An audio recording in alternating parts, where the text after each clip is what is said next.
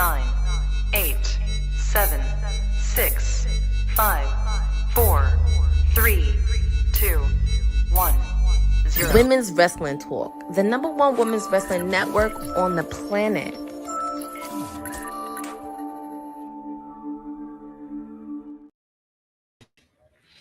All right, let's talk about it. This is the Monday Night Raw post show. We just got through watching Monday Night Raw. We got our live reactions during the show. Now we're going to talk about what we saw. And I would say, now that we know that we're loading up the January 6th Monday Night Raw, that this was kind of to me, I'll just say my opinion, I feel like it was a lackluster Monday Night Raw. I give it probably a B, B minus. Not a lot happened on the heels of Saturday night's main event. Nothing major per se. We kicked off the show with CM Punk. We knew CM Punk was going to finally address the comments from Seth Rollins last week. He had some scathing words, pretty much calling Seth a fan, saying that he never thought about Seth before their recent scuffle last week, and how just because he idolized him growing up doesn't mean he's anything like CM Punk, which allows Seth to throw in the fact that he's already had WrestleMania main events.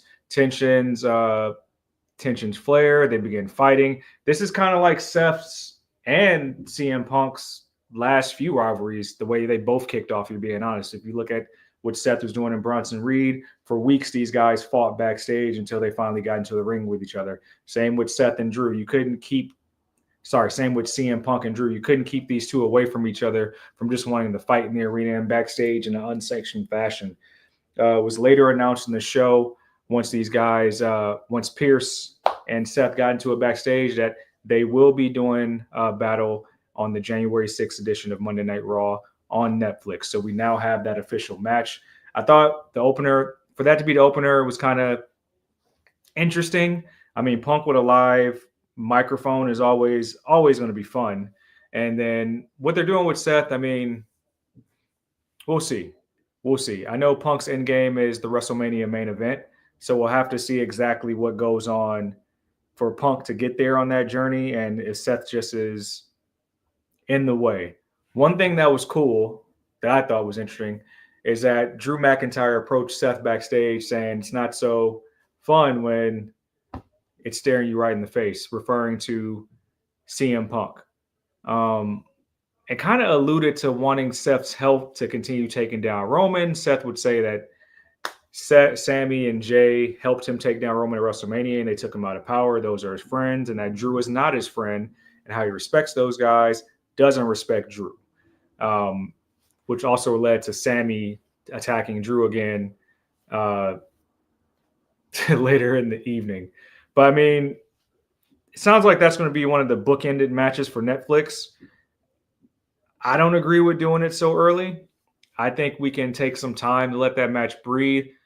Who knows? Who knows what they have planned for January 6th? But we know we got the Tribal Chief versus Solo for the Ulafala, which is, you can argue the Ulafala has been more important than both main roster titles at this point. So then that's going to be tribal warfare. So I don't know what's going to happen there.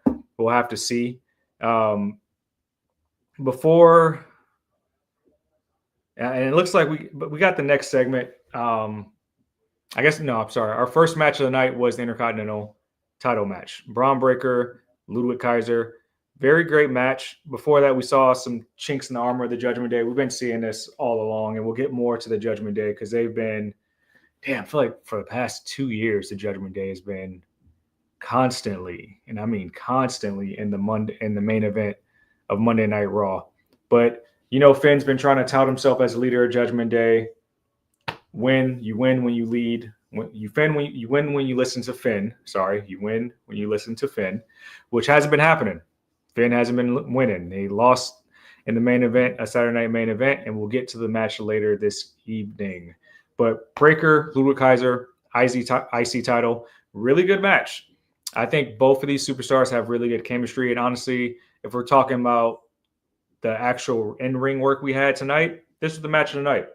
Really good match. I thought they allowed Ludwig Kaiser to look every bit of the villain and look strong the way he dissects his opponents and actually takes advantage of his offense in the match.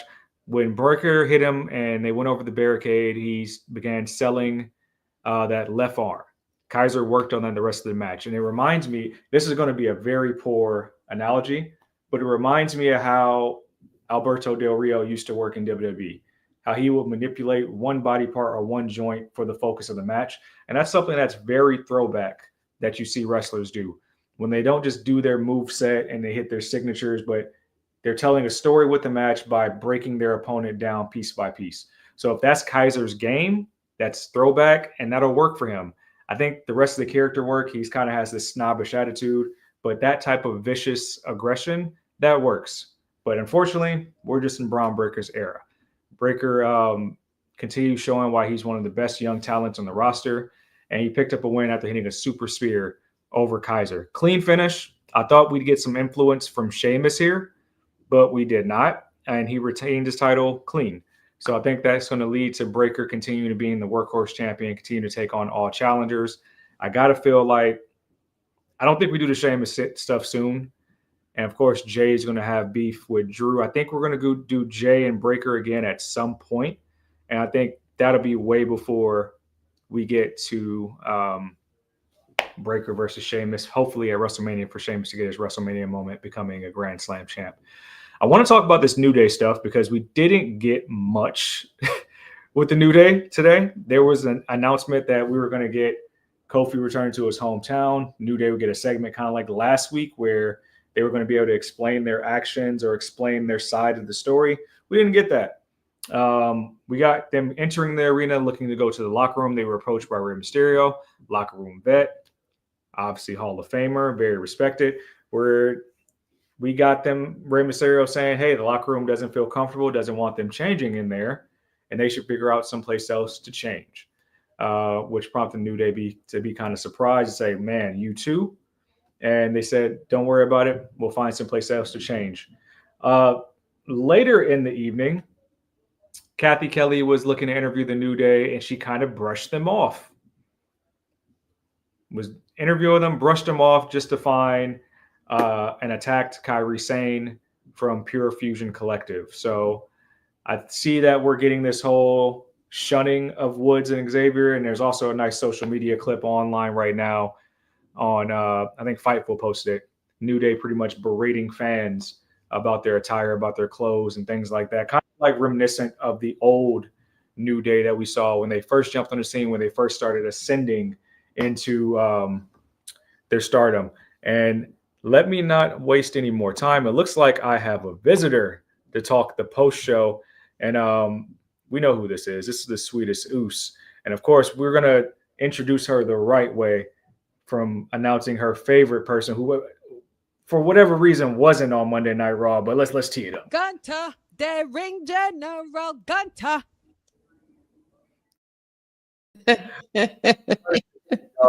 Honey is with me on the post show. What is up? What's What's up, going baby? on? None What's much, going man. on? Just enjoyed the festivities and caught up on everything. I was just like a few minutes behind, but a good show. Very good show. Happy to see we have new tag team champions finally. That we do.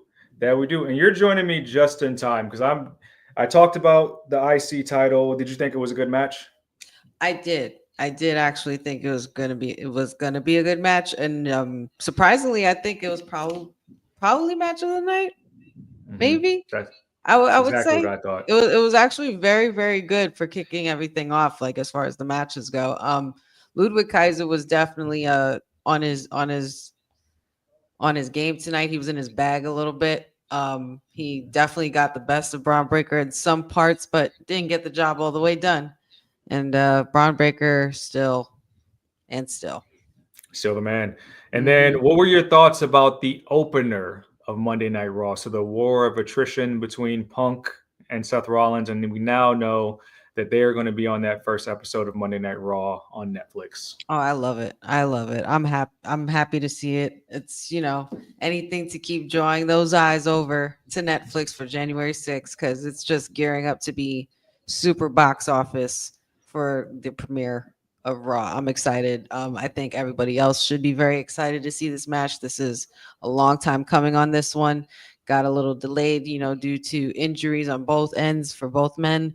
But they're probably in tip top shape at this point, and I think it's time to rekindle this lovely relationship that these two have. I thoroughly enjoy both of them talking the absolute utmost disrespectful smack to each other to their faces, and they're gonna make you feel it because in certain instances, there could be a lot of truth behind a lot of these things, with these rivalries when they're so deep rooted and they have such a deep and lengthy relationship.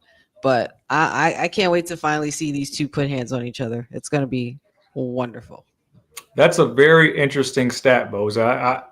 I almost want to question the validity of it. This is the first time we're getting Punk on TV. Are we saying that did he not wrestle any television dates in AEW? I believe he did. Never a Dynamite. I'm pretty sure there was a Collision in there. Well, he might be talking about just WWE only. Okay. Because If that it's just might WWE be. only, I understand, but I mean, I think that's more so because he was hurt majority of last year as well. Mm-hmm. No, because there 100% was a Collision. Oh yeah. I'm Okay. almost positive there was. Yeah, he's. Don't worry, we're all elected officials here, so it's no worries. I thought the transition into the next match. So I talked about the New Day stuff. I'm a little disappointed that we keep doing this, but I know why we're doing it. It's Mhm. like the locker room, the reporters are like, "Hey, we don't like the way you did E. We're just gonna kind of turn the other cheek." They got shunned by Rey Mysterio, and they got shunned by Kathy Kelly as well from their interview. And this is Kofi's hometown. They didn't even get a microphone to come to the ring like it was announced for this Monday Night Raw. What are Mhm. we doing with the New Day? I'm not sure. I think they're just pretty much trying to milk the heat that they want to put onto these two, especially after everything that they had said to E.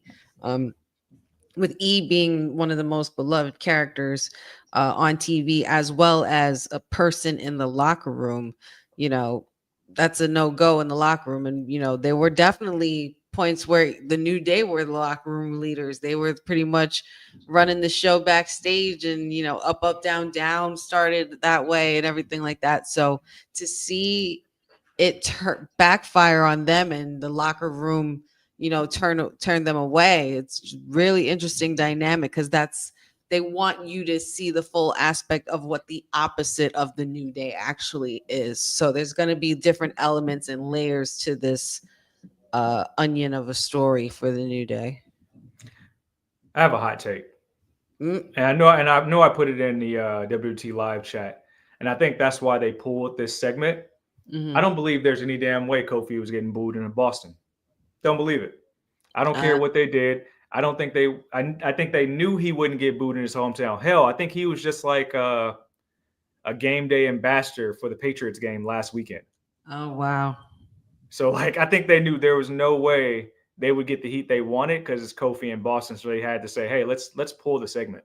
Pivot. Yeah, they had to do a little pivot probably, but that could be true. I mean, I think at most they would have gotten like a New Day sucks, but Mm-hmm.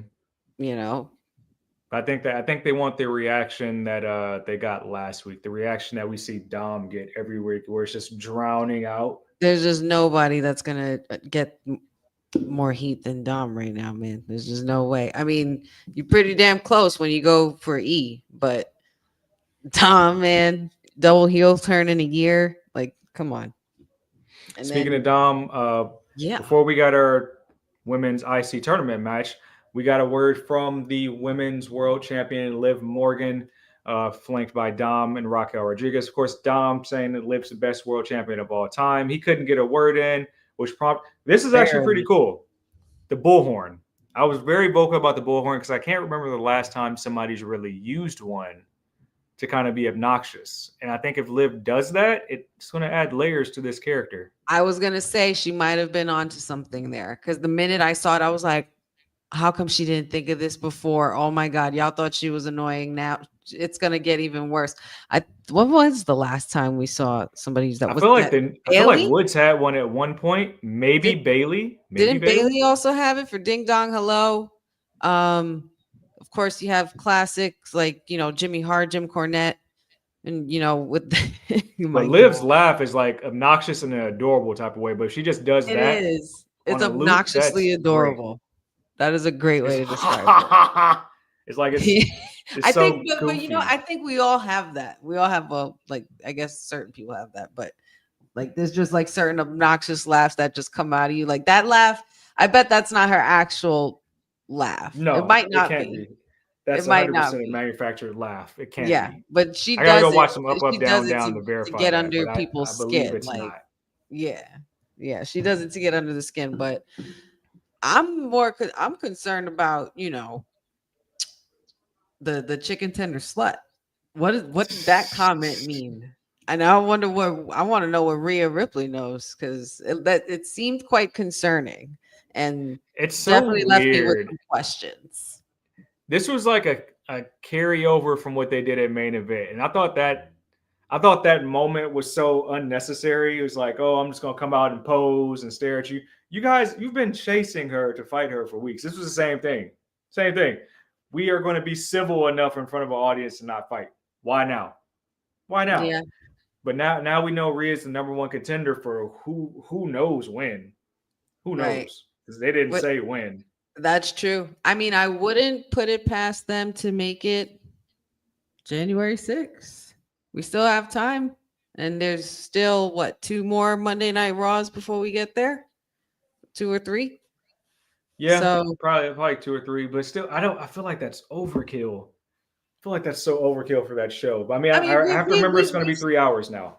well, we've seen Rhea Ripley and Liv Morgan tear each other to pieces plenty of times. So it's not like we really need to see that again. Rhea this time, she knows she could beat Liv. This time she's just going to take her time and make her suffer. So I guess that's the real reason for the segment, and to push something that's on the agenda that's definitely going to be cooking up real soon. I feel like we're going to get, like you said, that match sooner than later. I feel like it should be like a last woman standing or a hell in the cell, or just to cap it Yeah. off. Like it just needs to be grimy, gritty, dirty, down to the wire, and end this feud once and for all. And give I mommy think her somebody title. said Saturday Night Main Event, and here's where I disagree with that. It's because Liv was already on this past weekend Saturday Night Main Event. I think the next one you have to give Nia something there. True.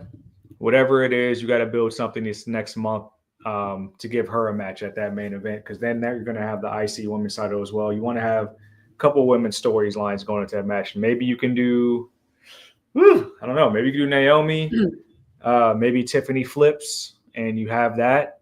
But they have time to tell that story as well. I feel like it's funny you mentioned Tiffany, because I feel like the whole chicken tender slut thing that was being referred to Dom from Rhea Ripley, I think there's something that Rhea Ripley knows that nobody else really knows. And Dom, you know how he do, Latino cheat. Dom is the common denominator in all these women getting over, and I'm gonna start that narrative. Yes. Because if you remember a few weeks back, we saw an episode where Tiffy Time interacted with Liv Morgan. I believe it was on a SmackDown, and she was inquiring about her Money in the Bank briefcase cash-in, saying, if I win the title, do I get him as well? Interesting. I think there's an interesting dynamic and a good case to make for Dominic turning on Liv the same way he turned on Rhea Ripley. Because what's the common thing that we know when you get out of one relationship into the next, especially with somebody like Dom? That the new person in Liv Morgan, Dom you don't knows think he's who's gonna next do already. you don't think he's gonna do the same thing to you the same way he did to Rhea? He is who he is. That's his way. So I think there's a good case to make for Dom. I like that. I like that aspect right there. And then you have I'm Tiffy here for versus that Liv too. Morgan, and that will be fire. I'm here for that. I just don't know if Ludwig Kaiser is going for that. I don't know. I don't know their relationship. I'm not going to get involved with that. But I don't know if he's going for the kisses on his girl on storyline, TV, of course. We'll see. But we had our triple threat: Kaden Carter, Raquel Rodriguez, Zoe Stark. What'd you think of the match? What'd you think of the outcome? Zoe Stark actually won this match by, I believe she pinned Kaden Carter with Raquel Rodriguez being too late to make the save. she will now go on to face Dakota Kai. Oof, Zoe Stark and Dakota Kai. That's gonna be pretty nice. I actually, well, on WWT earlier, I actually predicted Raquel Rodriguez to possibly go at Dakota Kai, considering the history there between the That's two. what I was thinking. And I think Zoe Stark, though, I think they're trying to get her stock risen back up, and they should, because she's kind of faded into the wind since the whole "thank you Trish" thing, because she had that really going for her, aligning herself with a Hall of Famer. I feel like they possibly could have banked on that a little more and a little bit longer than they did. But you know, with for all intents and purposes, they keep putting her in a tag team, and Shayna Baszler as well. But that's neither here nor there. I think it's a hot take. That's not. I don't feel like it's a hot take, and I think it's fair to say this. But outside of Bianca Belair, Zoe might be the next most athletic woman on the roster who doesn't continuously get to show it. She's a beast, man. She's beast mode. She's put on some good stuff. And then, of course, Courtney mentioned it earlier on WWT. There, how well highlighted she was during the Money in the Bank ladder match. Like, besides Chelsea, obviously, and look at where that's gotten her. I feel like Zoe could ride that same wave if they really push her to it. Yeah, she's been really pushing her personality on the socials lately. I don't. That's not lost on me. Is that she's adding more social content of like her sense of humor and like who she is. So I think obviously everybody wants that spot, but I think that's going to help her go far. And now you have the whole backstory with Damage Control, Pure Fusion Collective. I think the next time they run that match, I don't know if it'll be next week, but it'll be a good one. And now that the Collective has taken out Kairi Sane, yeah, man, that makes me wonder who replaces Kairi Sane. Do they allow Asuka to take her place, or does Kairi Sane still able to compete? Or do we have another scenario like when Jade got taken out, where Jakara Jackson jumps in and takes that spot? True. Yeah. I wouldn't put it past them to bring back Asuka. I'm not sure what the timeline is on her recovery or what it has been, but I know she was said to not have to return till like probably sometime next year or mid next year. But who knows? I think especially with the way Asuka's built and the way these superstars are built, a lot of them are freaking mutants, and they have such great recovery status after good injury comebacks, and I don't think Asuka's gonna lose her flavor when she comes back either, because Asuka's Asuka. I think big Asuka E. Your homegirl's out there getting her ass whooped, and you want to jump online and play video games. That's what they're gonna tell you. Kairi, listen, and you know what? Shout outs to Kairi Sane, because she was selling that. And she sounded like she was screaming, like she was shrieking. I believe she was in pain. She was shrieking, and I was like, "Oh my god!" But I think this makes room for a lot of different scenarios. At this point, I don't know what to expect, especially with everything moving to Netflix and the way they're going to do things. There's just so many interesting stories that are happening within one show, and that's only Monday. That doesn't even cover what we go over on Tuesday and Friday, and then also the PLEs in between. It's just so much to consume. But yeah, if she's indeed out, I want to start my campaign right now, because I know Lash jumped up last time. If she is indeed out, let's get Jada Parker a Monday Night Raw match. She's been talking away from Lola, just about how she can mess around, be everything she want to be and stuff like that. I think that'd be a good time to pull the trigger on her having that viral promo and all these moments she's made. I think that's Monday a good time. Night Parker. Yeah, I think it'd be a good time. Introduce her in that match, just like they introduced Lash, and they have been for weeks, and the Meta Girls. Let's continue introducing some of your next wave of NXT stars. Yeah. Definitely. I could see that. That would be sweet. But Dakota Kai and Zoe Stark next week. Let's jump to one of your favorite topics. We had a backstage segment with the Final Testament. And it seemed like Miz was almost trying to cause a rift with the Paul Ellering AOP side of things by saying like, hey, you guys don't need me or you guys don't need anyone anymore because they won their match, which corrupted Cross to come in and say like, hey, you don't back out of a deal with the devil. In fact, you're going to take on Dexter Loomis next week. Go ask for Pierce the match. We're not done with them. We are going to throw the first shot now that we have the upper hand. What did you think of this segment?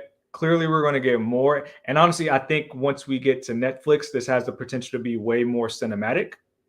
Yes. But where do you think it goes now? Because for weeks, I thought The Miz was, hey, I'm in Final Testament now. This is what I'm doing. It sounds like he's still being held hostage, though. Yes, this is definitely against the Miz as well. This is not intentional of him at all. I think that at the end of this whole road, this is eventually going to lead to Howdy versus Miz. Eventually, that's going to lead to that, and we're going to have Howdy turn Miz back into the main event player that he used to be. And that's the end game there. That would be pretty sick. It would be pretty sick. If you flip it and Miz faces Gunther again like that's long-term storytelling. I'm just saying, and everybody wants to look at Miz like, like Miz is the Miz. As Karrion Kross said, you've won 22 world titles. You're fine. You'll be all right. I also I thoroughly enjoy this look on Kross as well. The hair's really working, the grungy look, and I'm just here for it. Very much American Psycho. Very much like very Patrick Bateman meets if he was a motorcycle driver instead of a motorcycle guy instead of Wall Street, But I think Miz eventually that's going to be the end game. I'm glad. A lot of people were very skeptical about the Wyatt Six losing to the Final Testament first. And honestly, I wasn't even mad at it. And I'll tell you why. Because this is eventually going to be something that, like, the same kind of thing happened with American Alpha. They beat him Gable beat him the first time, but he kept getting back up. This is going to be something that's going to probably be a never ending story. And the way they had Kross and Howdy one-on-one, eventually it's going to come to that main event moment with them two. But I think this is just telling a story. This is Uncle Howdy's undoing of everything that went wrong in WWE when he was gone. I pretty much think that this is what it is, and it's eventually going to lead to Kross. Because besides the Miz being part of this story, Uncle Howdy also, choosing to work with Kross, and I'm talking even from outside of a storyline level, considering the closeness them two have and the history they have through Bray Wyatt and everything like that. So the relationship is very deep and personal. These two are going to make you feel it because Kross is very invested in his gimmick, in this gimmick that he is currently on. Oh, yeah. And I really like it this way. I've always been saying that Kross has been on the rise and we just haven't seen it yet. Also, the fact that we were completely almost oblivious to the fact that he beat 7-8 world champions this year. He's on a rise as well. So this is going to be pretty much Uncle Howdy undoing everything that went wrong in WWE, considering how they booked Kross from then in the Vince era compared to now has completely turned around. Same thing's going to happen to The Miz. The Miz ain't going to be no sidekick. The Miz isn't going to be no tag team partner. The Miz is going to become The Miz again, and he will become a world champion again. So I think this is just really good. Surprise me. I think there's just going to be really good storytelling. So when the Wyatt Six gets a loss, or any of them I don't get mad at it, because their run and this faction isn't determined by wins or losses. They're just They're just chaos. They're like they're this iteration of the Hounds of Justice, and I'm looking forward to the Netflix. Not to say that we're going to get more rated R, things like that, but maybe their debut per se was a little bit too risque for the USA Network, and I think we'll see more of that. The way they debuted, where it's just like they just have this chaos that they left behind, where we were told that this was not about matches, that they were just going to be violence, brutality, and just we Yes. thought people had died. So I think you'll see more of that stuff on Netflix that goes back to their original debut. But we get This will- The Miz and Mercy the Buzzard next next week. week. And this could be also a really cool way to get Cross and Howdy into some sort of a cinematic match. You know what I mean? Like, or even like a. But I honestly, I would like to see Cross and Howdy in an Inferno match, or like a ring of Fire match type thing. They I haven't think done that in a long time. That would be in a cool. while. I think that would be sick. They hadn't done it since Bray, so eventually Howdy's got to pull that trigger. We gotta speed it up though, because I need Howdy to take Cena back to the Firefly Funhouse at some point in 2025.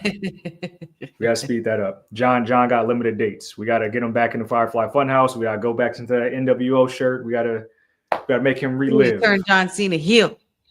Yeah, only one man can do it.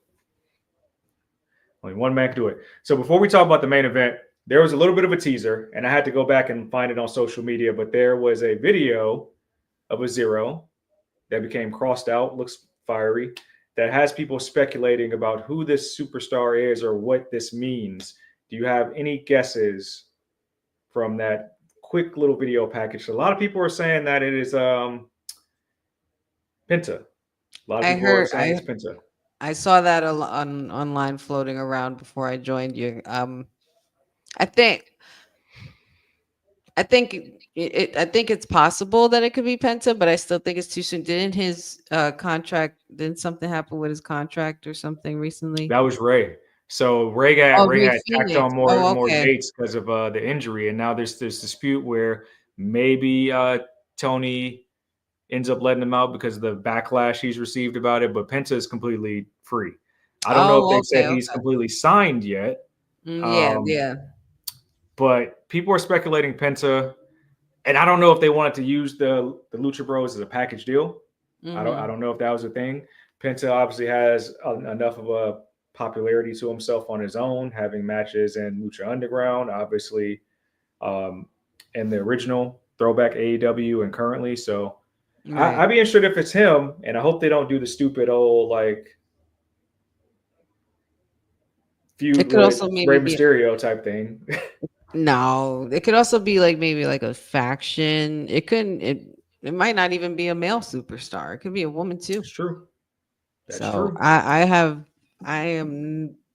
have zero guesses onto who this could possibly be. I might need to see a little bit more of those teasers. Maybe see going forward what they show us in the next couple of weeks, because it would have to. I would assume it would have to lead to the Raw Netflix. Golly. So much stuff, man. I feel like so that means somebody's don't load it up too much, guys. Don't load it up too much, because I gotta believe that the final boss is showing up to LA. Yes, I have to believe that he has to. If it's the Ulafala, if it's Tribal Combat, he has to. If it's Netflix, he has to. It's LA, Netflix. Need we say more? Samoan Dynasty, hello, Bloodline. Yeah. I think The Rock is going to be the one to snatch that Ulafala before Roman can even get to it.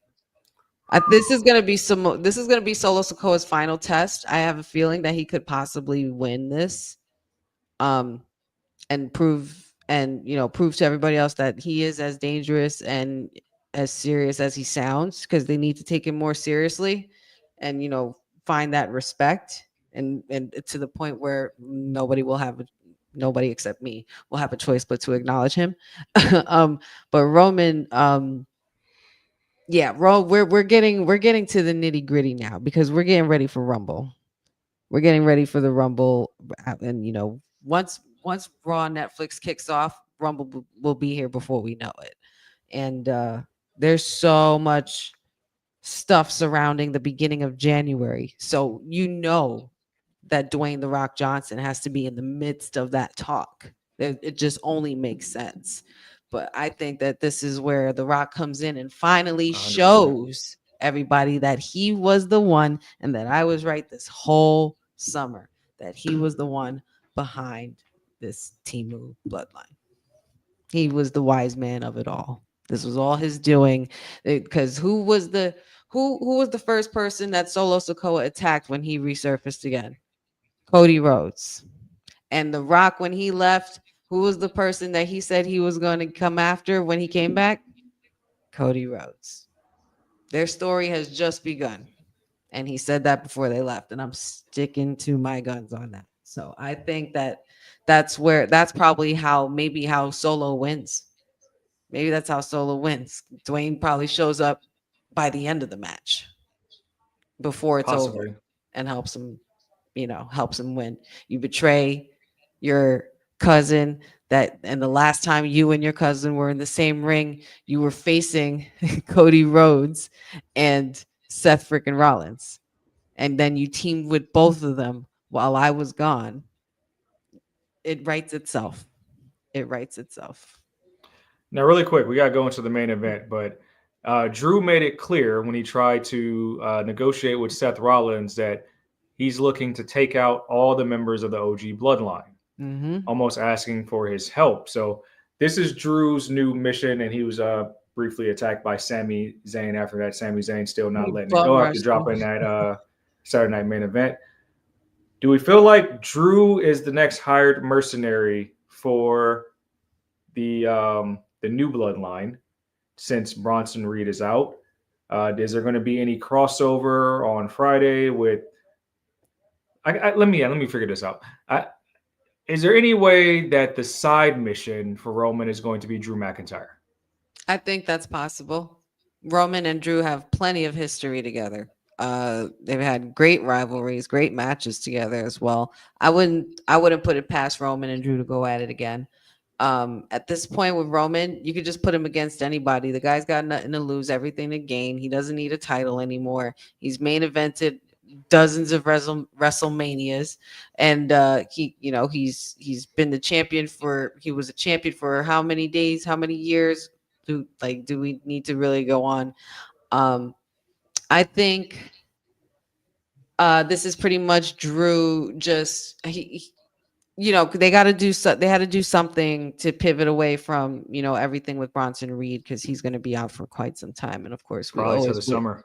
We always wish the big back some recovery and some love, but I think this is pretty much just Drew just stepping in on that plate, and Drew has more reason to do it than Bronson Reed, if you ask me, because of his history with Roman and the bloodline itself.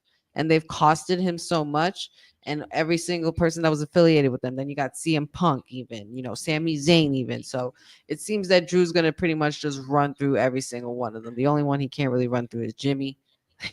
but Jey Uso, Roman, CM Punk, I think Drew's in the right.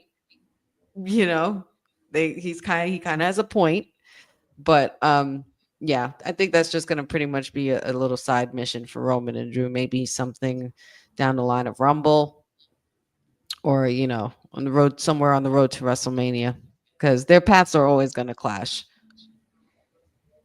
Okay. Looking forward to seeing what happens, and we're going to get more possibly next week. So we had the main event, Judgment Day defending their titles in their third tag team title defense versus the War Raiders. Earlier in the show, we got some very emotional War Raiders talking about their journey back to the ring, both men suffering from very catastrophic injuries and making their way back. Eric pretty much saying he wasn't able to walk, let alone hold his newborn son. That was the first thing he did once he was able to walk again. So the picture was basically painted for them to finally get their moment. The match itself, it was a solid match. Teams have good chemistry. Judgment Day had their moments where they were in control, isolating one member of the War Raiders versus the other. We got to the part of the match where it seemed like Judgment Day would win through some heel tactics. Yeah. And of course, I called it. Damian Priest shows up to take a chair from Finn, which is enough to distract Finn for the War Raiders to get the win and become your new tag team champions as we close the show. Looks like we're doing Judgment Day versus Terror Twins again. But before we go on about that, how do we feel about War Raiders dethroning Judgment Day, who had pretty much a lengthy title run despite only defending 3 times? 3-time defense, right? The Intercontinental title was defended 11 times this year. More than the tag team titles. That's so crazy. I'm very happy about it. I'm happy about the War Raiders. It feels so good to say War Raiders, not that Viking Raiders. War Raiders our new tag team champions, well deserved. We know Triple H has always been very high on them. And Yes. I think honestly, since when that promo started and the stories they were telling, I'm like, oh yeah, they're totally winning, and it's the main event. They're totally winning, and I'm happy about it. I'm more so happy about I'm more so happy about Finn finally not having a tag team title on around his waist than I kind of am about War Raiders being tag team champions, because now we can finally get to Finn to getting to his rightful place, which is the main event title picture, and he deserves to be there. Y'all done messed up. Y'all done messed up in all those years with him. I, Same with JD, man. JD too, but JD's man, reintroduction NXT into UK NXT he was a when problem. He was a he kind of problem. had the psycho maniac type The thing the going the on. the, a- Like, the ace, the Irish ace. yeah, I mean, JD McDonough. I'll tell you this right now: if Trick somehow survives Oba, send JD to Trick, just like you did Pete Dunne, and that would be a good rivalry for that man, from somebody who can do the work rate, do the promos, talk about how he wants to dismantle him limb from limb. Make him It look just good. works. Mm-hmm. Just works.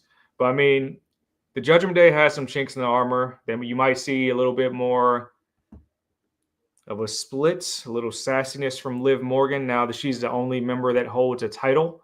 While the War Raiders, I have to believe their next. You know what? I think we save the New Day stuff. I think their next opponents are going to be some combination of American made. I think the Creed to be the next people to get a shot. Mm-hmm. And we're going to keep doing the New Day stuff. I don't think the New Day actually work any matches until like sometime way down the line in January. Yeah. After they face Probably Alpha Rumble. Academy. Probably Rumble. Yeah, I think they'll get their lick back against Alpha Academy, but then we're telling a different story there. Yeah. But For I War think Raiders, yeah, I think it's really cool that they won the titles. I think this is they're also a really tough team. They've always been, and they're veterans. And I think that Triple H gave them also this run, rightfully so, because you don't know how many of these you have left in you. A lot of surgeries, a lot of staples, a lot of work, and trying to fix everything. It wears off. It wears off sometimes, and we get torn down a little bit. But who knows when they're gonna have another reign like this? And I think he like we've been saying for some time, Triple H is just basically running it back to black and gold. It's just like watching black and gold all over again. You got DIY on SmackDown as your tag team champs. You got War Raiders on Raw as your tag team champs. It's a beautiful thing to see. It's beautiful, and I can't wait to see what happens next week. exactly that. And then Finn and Damian Priest part 105. 3. What are we? What's the end game here for Finn and Damian? Of course, we didn't get our world champion Gunther on the programming, so I have to believe there's going to be another challenger presented to him within the next couple of weeks. First But we're of going to keep all, doing Finn and JD. you said it wrong. Gunter, the ring general Gunter.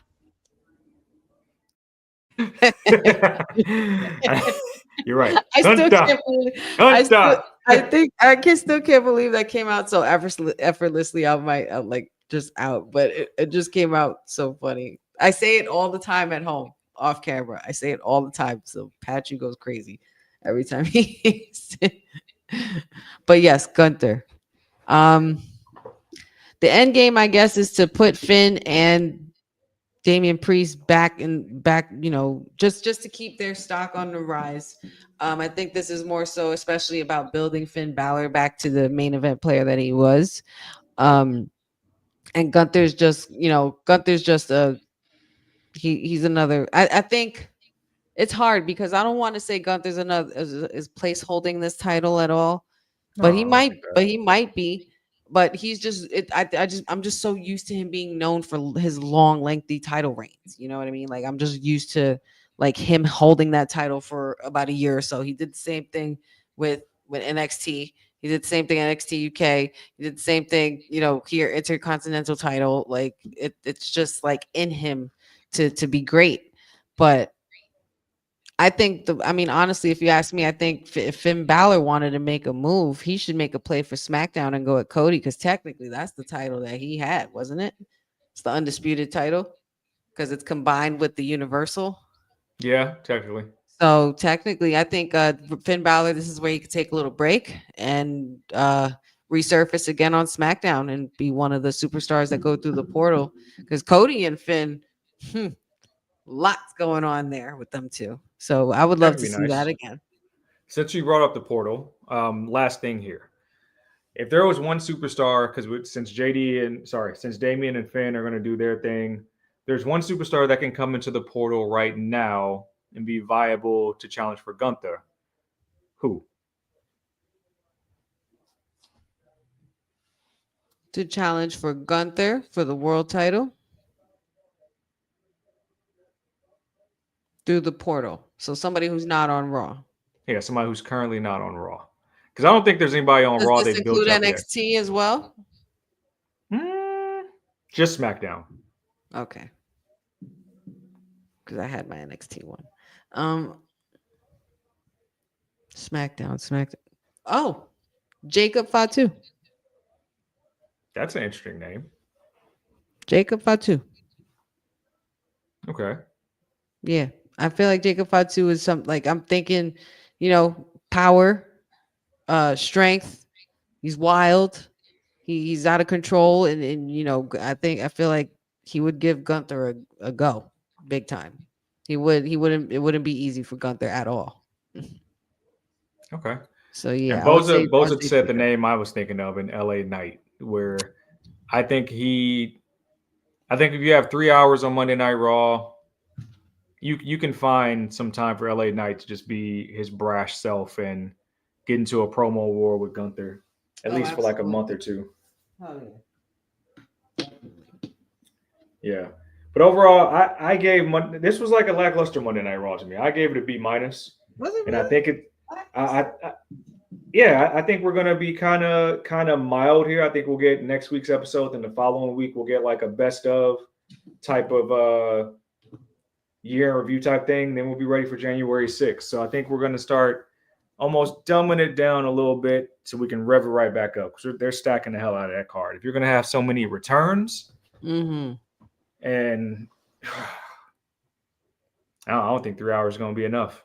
Honestly, I don't think 3 hours is gonna be enough. I think it might, and it'll be back to the way it was. Yeah, hopefully.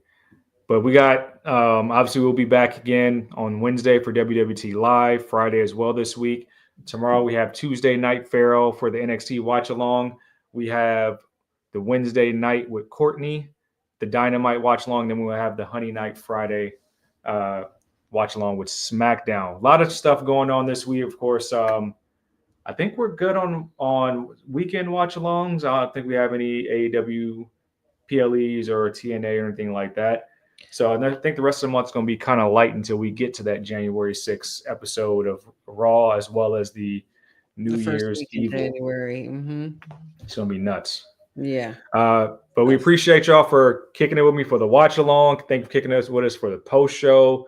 Jordan, Boza, Aaron Teagle, Lewis. I think I saw Keith Mike Hall towards the end of the stream and the watch along. We'll be back with you guys tomorrow night. Honey, where can the good people of the WWT universe find you? You guys can find me here Monday, Wednesdays, Fridays, of course, with the crew. Every Friday, I got the Honey Night SmackDown watch along. So this week should be a doozy. We're down to the last couple SmackDowns before the new year is here. And follow me on all the socials. Wrestling with Honey, everything, TikTok, TikTok, Facebook, and Instagram, and the Wrestling with Honey podcast on YouTube. You can find me here during the week for the Monday Night Watch Along, the Monday Night Post Show, of course, WWT Live during the weeks. On the gram at Said Is The Answer. On Twitter at Says. Oh, by the way, I followed a cool guy. I think it was Takara World. He does graphics. Check out his graphics. He has a nice Julia and EO Sky graphic up there as well. I'll retweet his work so you guys can check that out. You can also follow my website, www.IneedMyJanuary6TicketsTK.com, because we need to be in the building for Monday Nightmare on January 6th. But that's it for the night, y'all. We'll see you guys tomorrow night for Tuesday Night Pharaoh. Thank you for keeping it locked in with us on Women's Wrestling Talk, the #1 women's network on the planet. Peace for now, y'all. Thanks for joining WWT. Don't forget to like us on all social media platforms at WW Talk Pod. Like and subscribe on all video and audio platforms, like yesterday, my G. And check out our website at www.talkpod.com. Thanks for watching Women's Wrestling Talk, the #1 women's wrestling network on the planet.